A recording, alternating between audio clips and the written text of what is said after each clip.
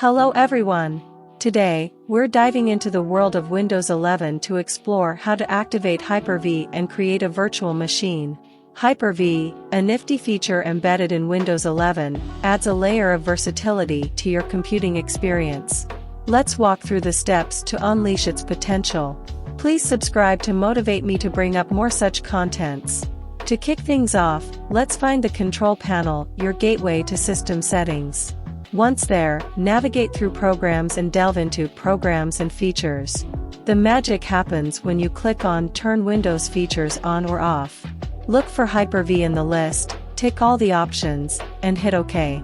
Windows will then work its behind-the-scenes magic, installing and configuring Hyper-V. Brace yourself for a restart to cement these changes. Post-restart, let's find the Hyper-V Manager using the Windows search. Within the manager, your machine name takes center stage. Navigate to the menu bar, click on the Actions tab, choose New, and then Virtual Machine. This launches the Virtual Machine Creation Wizard, guiding you through the process with user-friendly prompts. As you progress, name your virtual machine and select its storage location. Here's where you decide the generation type. Opt for Generation 1 for older applications or Generation 2 for the latest and greatest, like Windows 11. The memory allocation step comes next. Tweak it based on the physical RAM at your disposal.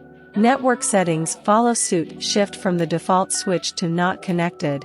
Time to configure your virtual hard disk. Determine where it's stored and how much space it gets.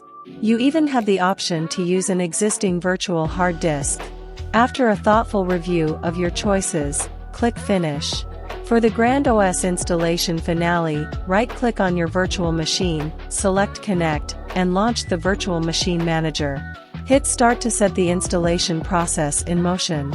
Creating an OS haven in a virtual machine on Windows 11, courtesy of Hyper-V, is a breeze, akin to other popular VM programs.